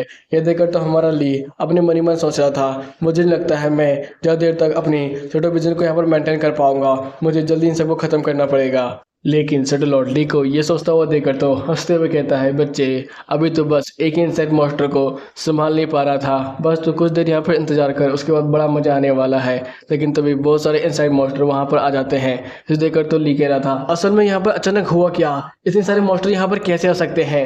यह सुनकर शैडो लॉर्ड हंसते हुए कहता है बच्चे तुझे क्या अभी भी समझ में नहीं आ रहा है, तुम्हारे खून की गंध सभी इनसाइड मॉन्स्टरों ने सूंघ लिया है जिसकी वजह से वो तुम पर अटैक कर रहे हैं। इधर सभी इनसाइड मॉन्स्टर लगातार हमारे ली के ऊपर अटैक करने के लिए आगे बढ़ रहे थे। यह देखकर तो हमारा ली तुरंत ही एक कॉर्नर का पोजीशन ले लेता है। इसे देखकर शैडो लॉर्ड कहता है बच्चे तूने बिल्कुल सही डिसीजन लिया है, तेरे पास दिमाग तो है, तो कॉर्नर पे खड़ा होगा तो सारे मॉन्स्टर तुझ पर फ्रंट से अटैक करेंगे ना कि बैक से। चल दिखा आखिरकार अब तू क्या करने वाला है। इधर हमारा ली अपने शैडो एनर्जी को एक जगह पर इकट्ठा करके एक जोरदार स्पार्क करते हुए कहता है मेरे सामने से हट जाओ तुम जैसे कमजोर इंसेक्ट मॉन्स्टर। इस अटैक को देखकर तो शैडो लॉर्ड कहने लगता है बच्चे मुझे लगा नहीं था तू अपने शैडो विजन को इतना जल्दी ही सेकंड लेवल में इस्तेमाल करने लगेगा। तो जैसे एक क्लास के बंदे ने तो मुझे काफी बड़ा ही सरप्राइज दे दिया। तभी उसका सिस्टम एक्टिवेट होता है और उसे बताता है आपका शैडो विजन लेवल 2 पर अपडेट हो गया है।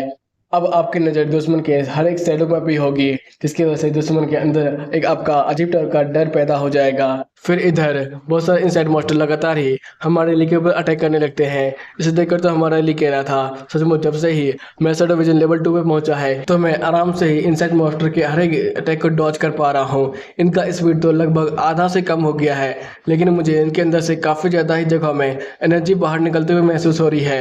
ये का उनका वीक पॉइंट है। तभी उसका सिस्टम बताता है आप देख सकते हैं इनके वीक पॉइंट को। ये देखकर तो हमारा शैडो लॉर्ड कहता है बच्चे तुझे तो काफ़ी ज़्यादा मज़ा आ रहा होगा, यही तो है शैडो विजन का लेवल 2 पे पहुंचने की फायदे। अब तो आराम से ही इन सारे मॉन्स्टर के वीक पॉइंट के ऊपर अटैक कर इनके डिफेंस को तोड़ सकता है। इधर ली सारे इनसाइड मॉन्स्टर की कमजोरी को देखते हुए कह रहा था ओह सारे सेंटीपीड की कमजोरी उनके पेट ही है, तो क्यों ना मैं एक साथ ही इन सबको खत्म करूं। फिर वो सेटोथ्रॉन नाम के अटैक को करते हुए कह रहा था इससे मैं सारे सेंटीपीड मॉन्स्टर को एक ही बार में मार सकता हूं। तभी सिस्टम एक्टिवेट होता है और इस अटैक के बारे में बताते हुए कहता है ये अटैक एक लार्ज एरिया अटैक है, इसमें बहुत ज्यादा मात्रा में आपकी शैडो एनर्जी को लिया जाएगा। इधर ली सारे एनर्जी क्रिस्टल को अपनी शैडो एनर्जी के साथ उठाते हुए कह रहा था मेरा सिस्टम हर एक एनर्जी क्रिस्टल के बदले 0.7% का मुझे ब्रेक थ्रू देता है, लेकिन मुझे सारे इंस्टेंट मॉन्स्टर का कमजोरी तो अब पता ही है, तो क्यों ना मैं एक साथ इन्हें लगातार मारता जाता हूँ। फिर वो आगे बढ़ते हुए लगातार सारे इंस्टेंट मॉन्स्टर की कमजोरी पर अटैक कर उन्हें एक एक करके खत्म करते जा रहा था और अपने मन ही मन सोच रहा था जब से मेरा शैडो सिस्टम लेवल 2 पे पहुंचा है तब से मजे आ गया है। मेरा हर एक अटैक बिल्कुल शैडो सडन निशाने पे जाता है, लेकिन तभी वो कुछ देखकर चौंक जाता है और कहता है व्हाट द हेल, ये क्या चीज था इतना फास्ट। इधर हमारे मेन कैरेक्टर को इतना ज्यादा चौंका हुआ देखकर सेलोड कह रहा था बच्चे फास्ट रिफ्लेक्स तो था ही, लेकिन लगता है तेरा दिमाग ही इस चीज को संभाल नहीं पा रहा है। इधर हमारा मेन कैरेक्टर अपने मन ही में सोच रहा था जी कहीं वही इंसेक्ट तो नहीं जो काफी ज्यादा तेज है। फिर वो अपने डैगर के शेप को चेंज करने लगता है। इसे देखकर सेलोड कहता है बच्चे अब तो क्या कर रहा है, अपने डैगर का तो वेप में बदल रहा है। फिर हमारे लिए अपने सेलोड एनर्जी को मैनिपुलेट करते हुए सीधे सेंटीपीड मॉन्स्टर को अपने वेब से पकड़कर टांगते हुए कह रहा था अरे इनसाइड मॉन्स्टर तो कहाँ यहाँ उछल उछल कर भागने की कोशिश कर रहा है, अब तो बस मरने वाला है। तभी पीछे से बहुत सारे इंसेक्ट मॉन्स्टर सीधे हमारे मैकेटर पर अटैक करते हैं। इसे देखकर तो हमारा मैकेटर कहता है ओह तुम लोग को बहुत ज्यादा शौक है ना स्टिंग छोड़ने का, चल कोई नहीं मैं देखता हूँ जब मैं तुम सबके पिछवाड़ों को ही हटा दूंगा तो तुम लोग आखिरकार स्टिंग कैसे छोड़ते हो। फिर वो लगातार एक एक करके सारे इंसेक्ट मॉन्स्टर के पिछवाड़ों को ही काटने लगता है और कहता है लगता है एक यहाँ पर और बच गया है, चलो अब इसकी बारी भी है। फिर वो उसके भी पिछवाड़े को पूरी तरह से काट देता है और ये देखकर सेलोड कहता है चलो फाइनली ये बंदा मेरे शेडो एनर्जी का इस्तेमाल करने के लायक तो कम से कम बना, लेकिन फिर भी इसकी शेडो एनर्जी तो बहुत ज़्यादा बेकार है। वो तो भला मेरे शेडो विजन का जिसने इसके सेंस रिफ्लेक्सेस और यहाँ तक कि स्ट्रेंथ तक को काफी ज्यादा हद तक बूस्ट कर दिया है, जिसकी वजह से ये नूब इतनी आसानी से ही मॉन्स्टर को मार पा रहा है। लेकिन किसी भी चीज का हद से ज्यादा यूज करना खुद पर ही भारी पड़ता है, क्योंकि मेरा शेडो विजन काफी ज्यादा मात्रा में मेंटल एनर्जी कंज्यूम करता है।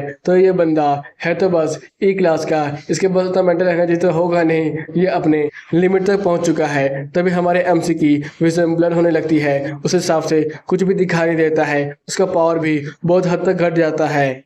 और तभी पीछे से बहुत सारे इंसेक्ट मॉन्स्टर हमारे मैकेटर के ऊपर अटैक करने लगते हैं। ये देखो तो हमारा मैकेटर कहता है नहीं नहीं मैं अभी नहीं मर सकता हूँ, मुझे तो बदला भी लेना है, मुझे उन सबसे बदला लेना है, मैं अभी गिर नहीं सकता हूँ। उन बास्टर्ड ने मेरे ऊपर इतना खर्च कर दिया, मेरे माँ बाप को भी जबरदस्ती मरने के लिए छोड़ दिया, मैं पक्का उन सबसे बदल लिए बगैर तो यहाँ पर नहीं मरने वाला हूँ। और मैं फिर से अपनी ऑर्डिनरी लाइफ को दोबारा जी नहीं सकता हूँ। मेरे पास एक मौका है अपने आप को फिर से ताकतवर बनाने का, तो मैं उसके लिए कुछ भी करूंगा। मैं हार नहीं मान सकता हूँ, मैं अपना बदला पक्का लूंगा। फिर वो सारे इंसेक्ट मॉन्स्टर को मारने लगता है और कहता है जब तक मैं उन बास्टर्ड्स को मेरे माँ बाप के ग्रेव के सामने झुकाकर माफ़ी नहीं मंगवाऊंगा तब तक मैं हार नहीं मान सकता हूँ। इधर हम लोग देखते हैं सिस्टम में पूरा 95% तक उसका लेवल अप होने वाला था, लेकिन टाइम बस 2 ही मिनट बचा हुआ था। और ये देखकर तो शेडो लॉर्ड अपने मन ही मन सोच रहा था इस बच्चे के अंदर तो काफ़ी ज़्यादा ही मात्रा में इविल एनर्जी भरी हुई है और ये भी किसी से बदल लेना चाहता है, जिसकी वजह से मेरा शेडो सिस्टम इसकी मदद कर रहा है। इसका सारा इविल एनर्जी इसके नरिशमेंट की तरह यूज हो रहा है शेडो एनर्जी में। फिर वो कहता है बच्चे मैंने तुमसे जो प्रॉमिस किया था वो वक्त बहुत ज़्यादा करीब आ चुका है, अब शुरू हो जाओ। इधर सिस्टम में टाइमिंग भी 15 सेकेंड 12 सेकेंड और 13 सेकेंड से करते करते घटता ही जा रहा था और उसका ब्रेक थ्रू भी 97 98 99 तक पहुंच चुका था। फिर वो अपनी सारी एनर्जी को एक जगह पर इकट्ठा करने लगता है। ये देखकर शेडो कहता है बच्चे तू सचमुच क्या ये करना चाहता है, इसकी वजह से तुम्हारी बॉडी भी एक्सप्लोड कर सकता है, बच्चे एक बार अच्छे से सोच लो। फिर हम लोग देखते हैं हमारे लिए अपने सारे बच्चे को शेडो एनर्जी को एक साथ इकट्ठा कर सीधे सारे इंसेक्ट मॉन्स्टर के ऊपर अटैक करने के लिए चला जाता है। अभी तक हम लोगों ने देखा था हमारा ली अपनी सारी शेडो एनर्जी को एक जगह पर इकट्ठा करते हुए सारे इंसेक्ट मॉन्स्टर के ऊपर अटैक करता है, जिसकी वजह से सारे इंसेक्ट मॉन्स्टर एक ही बार में भाप बन के उड़ जाते हैं और सिस्टम बताता है आपने फाइनली सारे इंसेक्ट मॉन्स्टर को मार दिया है, जिसकी वजह से आप समय पर ही डी लेवल पर पहुंच चुके हैं। और ये देखकर तो हमारे लिए हाफते हुए खेला था चलो फाइनली। लेकिन तभी शेडो लॉर्ड कहता है बच्चे मानना पड़ेगा तू सचमुच डी लेवल पर आ ही चुका है, ये तुम्हारा पूरी तरह से डी लेवल तो नहीं हो सकता है लेकिन तू लिटिल डी में तो पहुंच ही चुका है। लेकिन तभी हमारे लिए की नज़र कहीं आसपास की चीज़ों पर जाती है और वो कहता है ये क्या है, ये क्या किसी तरह का वेपन है। तभी शेडो लॉर्ड कहता है हाँ बच्चे ये वेपन ही है, इंसेक्ट नेस्ट को पूरा करने के बाद हम सारे बिगिनर्स को ये डैगर्स मिलते हैं। ये डैगर तुम्हारे ह्यूमन में रैंकिंग में काफ़ी ज़्यादा ही हाई लेवल के होंगे, कम से कम ए या फिर एस रैंक के तो होंगे ही। ये सुनकर तो हमारा ली उन सारे डैगर्स को उठाते हुए कह रहा था सचमुच क्या ये डैगर है, ये तो मुझे कोई ग्रेट शॉट लग रहा है, या फिर तुम्हारे दुनिया के लोग कोई बड़े बड़े जाइन मॉन्स्टर तो नहीं। इधर तो सेटलॉर्ड कहता है, बच्चे कंपेयर किया जाए मेरे शेडो एनर्जी से तो ये सब डिगर तो कुछ भी नहीं है। वैसे तुझे क्या लगता है मैं अपनी शेडो एनर्जी से इन सारे डिगर का इस्तेमाल नहीं कर सकता हूँ? फिर तो ली वहाँ से निकलते हुए कह रहा था, हाँ हाँ हाँ, अब ज़्यादा पक्का मत, वैसे मैं काफ़ी ज़्यादा थक चुका हूँ। फिर से लॉर्ड कहता है, बच्चे तो इन सब डेगर का कुछ वैसे भी इस्तेमाल कर सकता है। ये सुनकर ली कहता है, क्या मैं इन्हें बेच दूँ? लेकिन उसमें भी प्रॉब्लम है, हमारी दुनिया में बस डी रैंक के या फिर उससे ऊपर के ही हंटर डंजन के निकाले हुए सामानों को बेच सकते हैं, इसलिए मुझे सबसे पहले दोबारा अवेकन टेस्ट देना होगा। सेंसिप्ट होता है रजिस्टर एरिया की तरफ, जहां पर हमारा लीड चिल्लाते हुए कह रहा था, क्या फिर से रिपोर्ट ई आया है? ऐसा तो हो ही नहीं सकता है, मैं ई लेवल का नहीं हो सकता हूँ। ये सुनकर तो आसपास की सही लड़कियां हंस रही थी और कह रही थी, ये बंदा तो सचमुच मरने को तैयार ही नहीं है। फिर इसे अपने एक रिपोर्ट को आगे करते हुए कह रही थी, हमने तुम्हारा अवेकनिंग टेस्ट दोबारा लिया है। मुझे पता है तुम पहले से ही माइनर के तौर पर काम कर रहे हो, लेकिन अब तुम फाइनली अवेकन हो चुके हो। ई लेवल पर तुम्हारे अंदर से किसी भी तरह का एनर्जी बाहर नहीं निकल रहा है। सचमुच मानना पड़ेगा, तुम्हारी एबिलिटीज तो कमाल की है।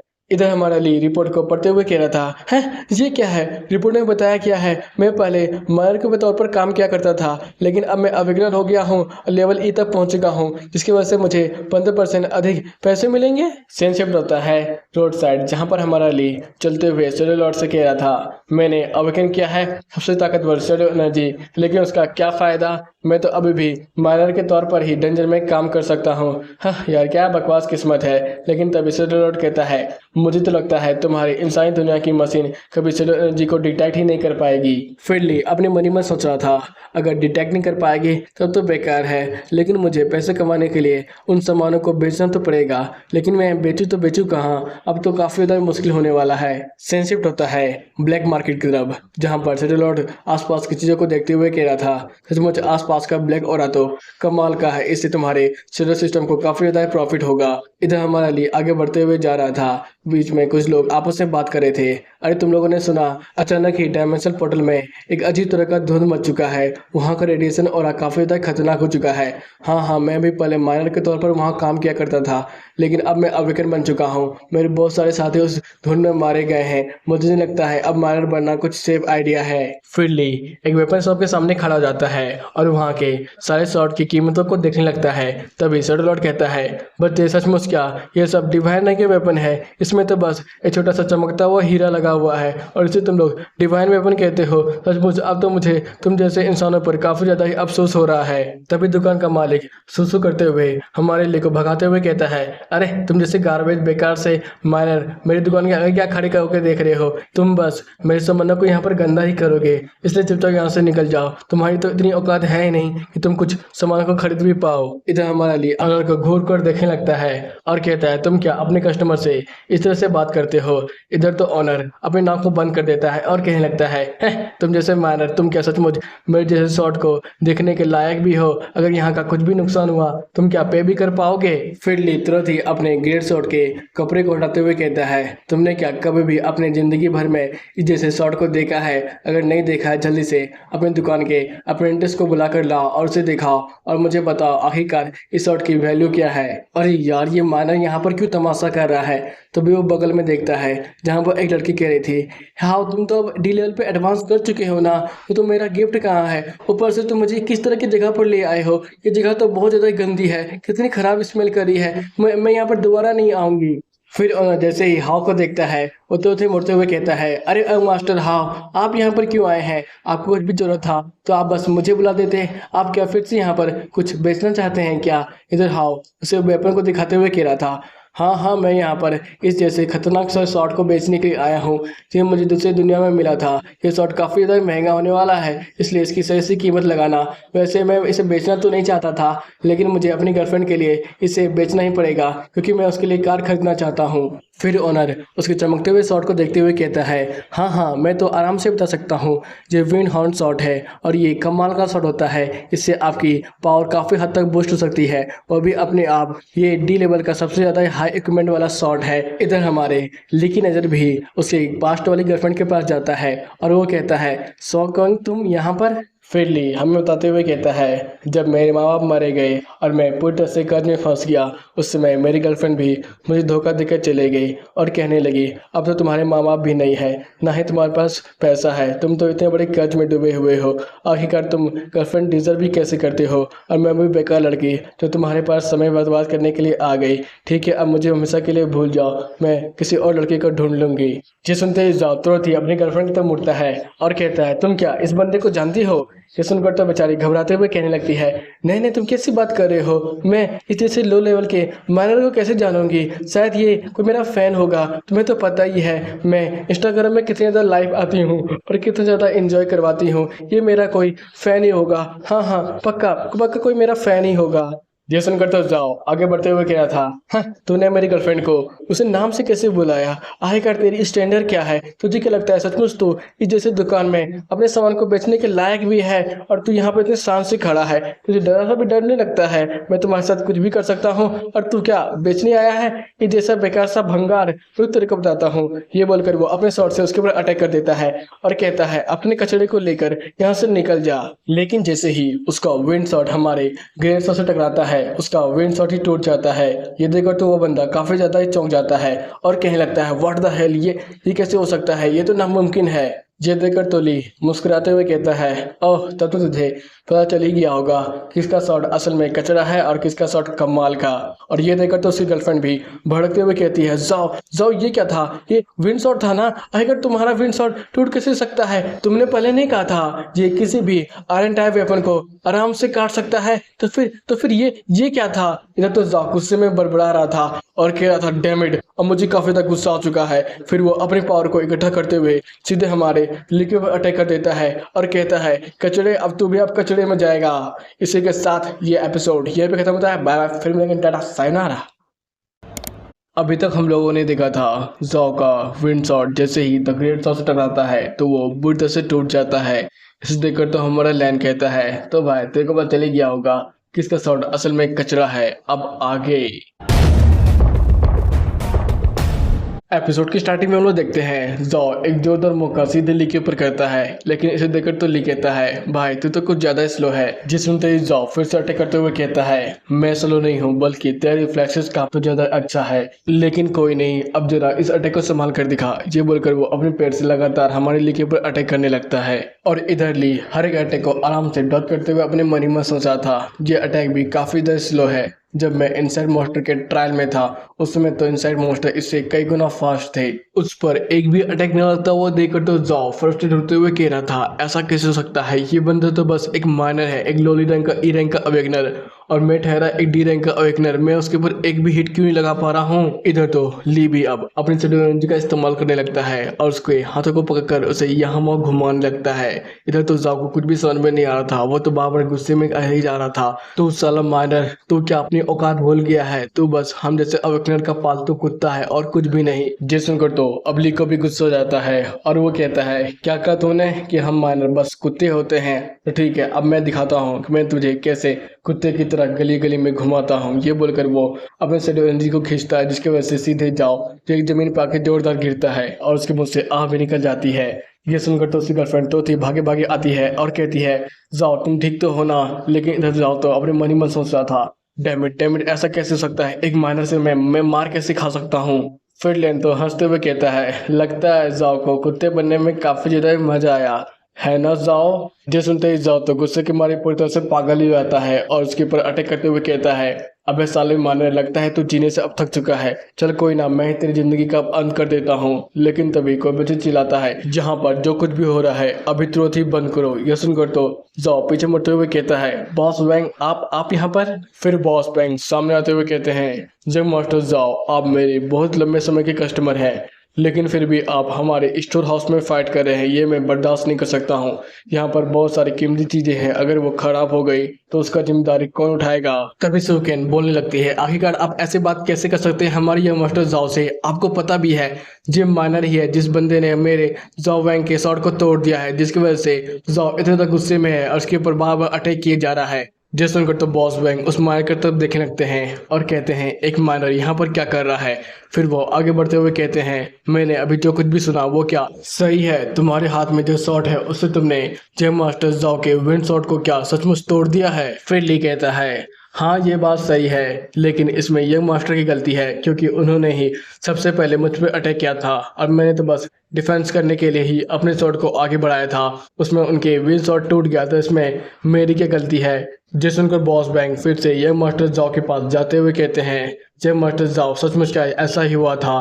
फिर वो उसके कान पे पास आते हुए कहते हैं इस बच्चे का शॉट मुझे लगता है काफ़ी ज़्यादा ही अच्छा है, मैं इसे अपने पास रखने वाला हूँ और हम लोग फिर से पुराने रोल को ही आजमाने वाले हैं। ये सुनकर तो जाओ भी खुश होते हुए कहता है हाँ हाँ बॉस बैंक क्यों नहीं, मैं पैसा रखूंगा और आप सामान रखेंगे, इसमें कौन सी बड़ी बात है। फिर बॉस बैंक ली की तरफ आगे बढ़ते हुए कह रहे थे चलो बच्चे अपने वेपन को दिखाओ, मैं बस यहाँ पर मीडिएटर के तौर पर काम करने वाला हूँ क्योंकि यंग मास्टर जाओ मेरे पर काफ़ी ज़्यादा भरोसा करते हैं, तो तुम भी मेरे पर भरोसा कर दो, मैं बस चीज़ों को देख कर समझ कर उसे पहचानने में एक्सपर्ट हूँ। फिर वो उसके ग्रेट शॉट को लेते हुए कह रहा था देखने में तो यह शॉट काफी ज्यादा पुराने समय का लग रहा है, लेकिन कहते हैं ना बुक को कभी भी कवर से जज नहीं करना चाहिए, इसलिए मैं भी इसके अंदर की खासियत को देखना चाहता हूँ।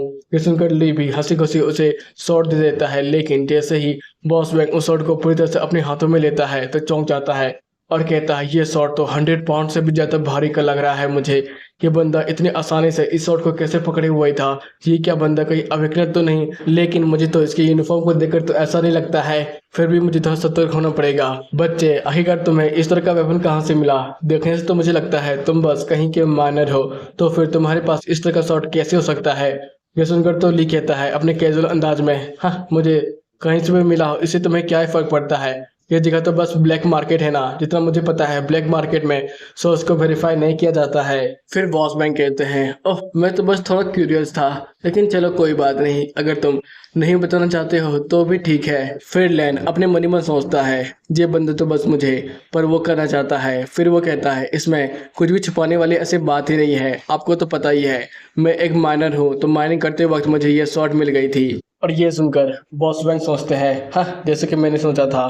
फिर वो कहते हैं इस शॉट को देखने के बाद मुझे तो ऐसा लग रहा है ये शॉट बस ताकत के मामले में कुछ ज़्यादा खास है, लेकिन इसके ऊपर तो किसी भी तरह का इनहेंसमेंट नहीं है और ना ही ये किसी एट्रीब्यूट वाला शॉट है। ये शॉट अगर तुम बेचने जाओगे तो बस तुम्हें कुछ 100 रुपीज़ ही मिल सकते हैं। लेकिन जहाँ तक बात रही जंग मास्टर जाओ के शॉट की, तो वो एक विंड शॉट था, वो काफ़ी ज़्यादा ताकतवर शॉट था, लेकिन वो टूट चुका है, तो तुम्हें उसके बदले पूरे 2 मिलियन तो उन्हें देने ही होंगे। अब मुझे लगता है तुम्हारे पास तो पैसे ही उतने होंगे नहीं, क्योंकि माइनर की लाइफ तो काफ़ी ज़्यादा टफ चलती है। तो ठीक है, मैं इस भंकार शॉट को तुम्हारे लिए खरीदने के लिए तैयार हूँ, लेकिन फिर भी तुम बाकी के पैसे जंग मास्टर जाओ को कैसे चुकाने वाले हो? और अब आप बताइए मास्टर होंग, आखिरकार आप क्या सोचते हैं इस बंदे के साथ करने के बारे में? फिर साउथ कहता है बॉस वैंग, आखिरकार आप जब इस मैटर में कूद ही चुके हैं तो कोई बात नहीं, तो मैं इस माइनर को अब जाने देता हूँ। जैसे उनकर तो उसकी गर्लफ्रेंड सुइंग कहती है जाओ, आखिर तुम ऐसा कैसे कर सकते हो? इस बंदे को तुम्हारे पास 2 मिलियन का कर्ज है,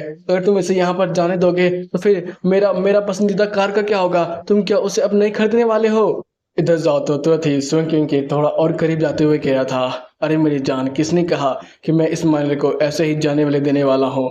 मैं तो इसके पूरे शरीर के ऑर्गन को बाहर निकाल कर कम से कम हमें 2 मिलियन तो मिल ही जाएंगे, उससे मैं आराम से तुम्हारे लिए वो कार खरीद सकता हूँ। ये सुनकर तो उसकी गर्लफ्रेंड कहती है हाँ हाँ तब ठीक है।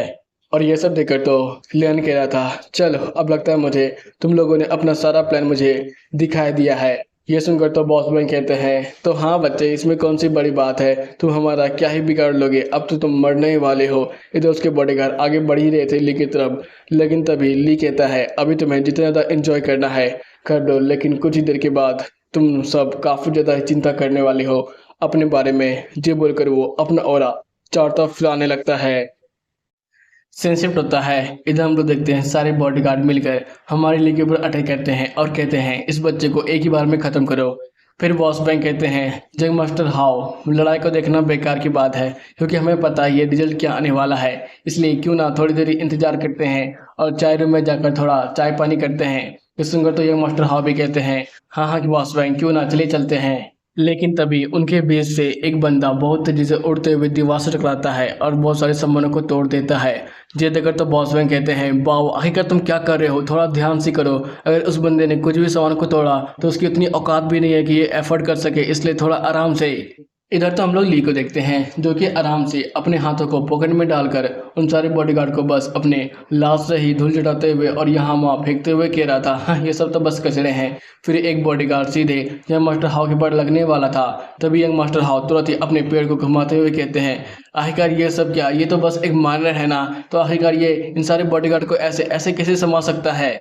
फिरली यंग मास्टर हाउ की तरफ देखते हुए कह रहा था, अब ये तेरी बारी है। ये सुनकर तो उसकी गर्लफ्रेंड कह रही थी, आखिरकार ये तो एक माइनर है ना, तो आखिरकार ऐसे कैसे मूव कर सकता है, इतने सारे बॉडीगार्ड को उसने क्या अकेले ही हैंडल किया है।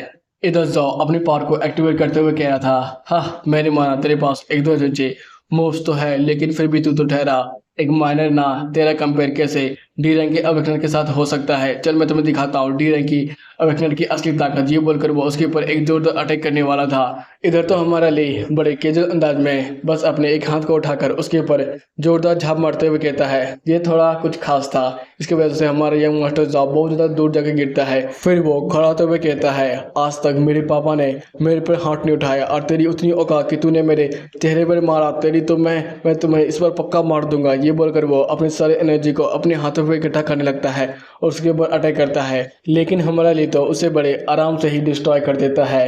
ये देखकर तो यंग मास्टर हाउ को कुछ भी समझ में नहीं आ रहा था और वो चौंकते हुए कह रहा था, ऐसा ऐसा कैसे हो सकता है, मैंने उसके ऊपर अटैक तो किया था इतना ताकतवर, मुझे ऐसा क्यों लग रहा है इसके चारों तरफ एक इनविजिबल वॉल है। फिरली आगे बढ़ते हुए कह रहा था, ओह तूने क्या कहा कि तेरे बाप ने आज तक तेरे पर हाथ नहीं उठाया है, लेकिन कोई बात नहीं, मैं ही तेरा इस बार बाप बन जाता हूँ और तुम्हें एक अच्छा सा लेसन सिखाता हूँ। ये सुनकर तो ये मास्टर जाओ काफ़ी ज़्यादा डर जाते हैं और पीछे हटते हुए कह रहे थे, अबे अबे मेरे करीब मत आना। ये सब देखकर तो उसकी गर्लफ्रेंड भी कहने लगती है, ब्रदर जाओ आपको हुआ क्या है, आप ऐसा कैसे बिहेव कर सकते हैं, आप तो एक डी रैंक के अवेकनर थे ना, तो आप माइनर से कैसे हार सकते हैं। फिरली अपनी शैडो एनर्जी का इस्तेमाल करता है और चारों तरफ स्पाइडर वेव की तरह अपनी शैडो एनर्जी को फैला देता है और उसकी मदद से ये मास्टर जाओ को भी पकड़ लेता है। और ये देखकर तो उसकी गर्लफ्रेंड काफ़ी ज़्यादा चौंकी हुई थी और कह रही थी, ये अचानक क्या चल रहा है। फिर यंग मास्टर जाओ कहते हैं, मुझे विश्वास नहीं हो रहा है, तुम एक माइनर नहीं हो सकते हो, तुम भी अवेकनर हो ना, तुम सी रैंक के अवेकनर हो या फिर बी रैंक के है ना। फिरली बड़े आराम से कहता है, अरे नहीं रे, मैंने दोबारा भी अवेकन एग्जाम दिया, लेकिन फिर भी गिल्ड ने मुझे बस ई रैंक का माइनर ही घोषित किया यार। जे सुनकर तो जाओ को विश्वास ही नहीं हो रहा था और कह रहा था, नहीं नहीं ऐसा हो ही नहीं सकता है, लेकिन रुको रुको, तुम्हें पता है मैं कौन हूँ, मैं ब्लैक पैंथर गैंग का बहुत ज़्यादा ही करीबी साथी हूँ। अगर तुम मेरे पर हाथ उठाओगे तो ऐसा होगा कि तुमने बर्दन पैंग के ऊपर हाथ उठाया है। ये नाम सुनकर तो ली कहता है, ओह ब्लैक पैंथर गैंग, वही ना जो कि लोन को जमा करती है, उसे तो मेरा पुराना हिसाब किताब अभी बाकी है। फिर वो जाओ के पर जोरदार पंच की बारिश कर देता है और कहता है, ये मौका ब्लैक पैंथर गैंग को ज्वाइन करने के लिए और ये मौका मुझे परेशान करने के लिए और ये मौका दोबारा दूसरे आदमियों को तंग करने के लिए। ये सब सुनकर तो उसकी गर्लफ्रेंड जोर से चिल्लाते हुए कह रही थी, कोई तो जाओ को बचाओ, कोई तो प्लीज जाओ को बचाओ। फिर ली जाओ के ऊपर एक जोरदार अटैक करता है जिसकी वजह से बेचारा जाओ दीवार से टकराता है और उसके बस शॉक वेव से ही सू के अंग तक दूर जगह गिरती है। इधर जाओ की हालत तो बद से बदतर हो जाती है और वो तो खून की खांसी खांसने लगता है और ली बहुत ज़्यादा गुस्से में उसे घूरते हुए कह रहा था, मुझे तो सबसे ज़्यादा नफरत है उन लोगों से जो बेकसूर लोगों के ऊपर बार बार अपनी ताकत का धौप जगाकर उनके पैसों को लूटने का काम करते हैं, जैसे कि तुम जैसे ब्लैक पैंथर के लोग। लेकिन तभी बॉस वैंग पीछे से अटैक करते हुए कहते हैं, अबे साले बस तू जाकर मर। ये सुनकर तो हमारा ली बस अपने ओडो को ही बाहर छोड़ता है और कहता है, तू बस बाहर में जा। फिर वो आगे बढ़ते हुए यंग मास्टर जाओ के पास जाता है। उसे अपनी तरफ आता हुआ देखकर तो जाओ घबराते हुए कह रहा था, अबे यार अब कितना मारेगा, आप छोड़ भी देना। चल कोई बात नहीं, हम दोनों बस दोस्त बन लेते हैं, मैं तुम्हें इसके बदले पूरे 1000 रुपये देने के लिए तैयार हूँ, क्या बोलता है, बस 1000 चलेगा ना। फिरली उसके ऊपर चढ़ जाता है और कहता है, लगता है तेरी चमड़ी काफ़ी ज़्यादा मोटी है, तू अभी और भी ज़्यादा झाप खाना चाहता है ना, इसलिए तू मुझे बस 10,000 ही दे रहा है। ये सुनकर तो ये मास्टर जाओ काफी तो डरते हुए कह रहा था, अरे 50,000 लेना, 50,000 नहीं चलेगा, ठीक है 1 मिलियन लेना ना, अरे 1 मिलियन तो दे रहा हूँ मैं, अब तो छोड़ दो मुझे। इधर तो ली अपनी शैडो एनर्जी से जाओ को ऊपर उठाते हुए कह रहा था, हाँ चलो अब तेरे ही रास्ते से चलते हैं, तूने क्या कहा था, मुझे इंटरेस्ट भी देना पड़ेगा। तो ठीक है, अब ला, मेरा इंटरेस्ट कहाँ है? क्या तू अभी भी और झाप मार खाना चाहता है? ये सुनकर तो बेचारा जाओ तुरंत ही अपने वीआईपी मेंबरशिप कार्ड को बाहर निकालते हुए कह रहा था, इसमें इसमें अभी पूरे 5 मिलियन है, इसे ले लो और मुझे मुझे जाने दो। फिर जाओ एनजी ग्रुप के वीआईपी कार्ड को देखकर अपने मन ही मन सोच रहा था, लगता है ये बंदा बहुत लंबे समय से ही एनजी ग्रुप के लिए कर्ज को जमा कर रहा है, जिसकी वजह से इसके पास वीआईपी कार्ड है। और जितना मुझे पता है, एनजी ग्रुप के लोगों ने ही मेरे पेरेंट्स को मरवाया है और मुझे कर्ज की जाल में फंसाकर कुत्तों की तरह डायमेंशनल पोर्टल में काम करवाया है। चलो मैं इस बंदे को छोड़ देता हूँ, क्योंकि मेरा असली टारगेट तो एनजी ग्रुप है। फिर वो उसे अपने सर्वर से रिलीज कर देता है। इधर बेचारा जाओ अभी भी खांसते हुए कह रहा था, मैं ब्लैक पैंथर गैंग में जितना भी कर्ज को अभी तक जमा किया था, इसमें इसमें सारे पैसे हैं, बस इसे ले लो और मुझे जाने दो। फिर स्वाइन किंग जाओ को उठाते हुए कह रही थी, जाओ तुम ठीक तो हो ना? तुम्हें कहीं जोर की चोट तो नहीं लगी? इधर जाओ अपने हाथ को पकड़ते हुए कह रहा था, तुमने पहले ये नहीं कहा था ये बंदा बस एक मानर है? ये सुनकर तो स्वाइन किंग डरते हुए कह रही थी, मुझे कैसे पता चलेगा ये बंदा इतना ज़्यादा स्ट्रांग है? इसने तो बस मायर के कपड़े पहने थे, इसलिए मुझे ऐसा लगा था।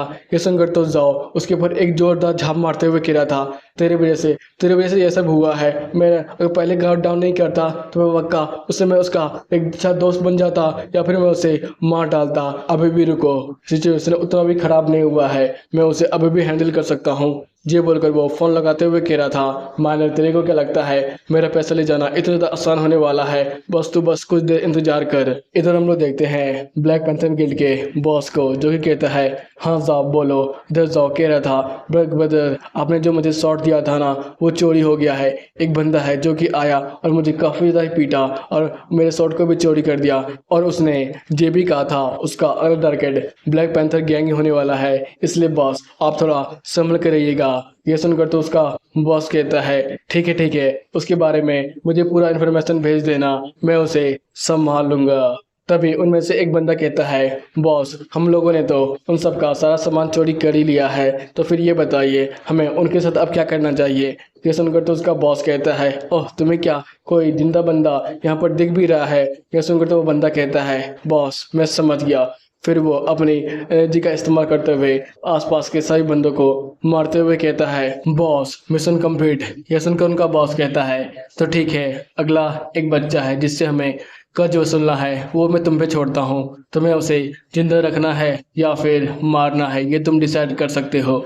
फिर हमें सर्च सिस्टम बताता है, एनजी ग्रुप एक मल्टीनेशनल कोऑपरेटिव एजेंसी है जो कि काफ़ी ज़्यादा ही बड़ी है, और वही एक मेन कल्प्रिट है जिसकी वजह से ली के पेरेंट्स मारे गए हैं। और ब्लैक पैंथर गैंग एक छोटा सा गैंग है जिसमें कि एनजी ग्रुप के कर्ज को 200 लोगों से बस जमा करती है।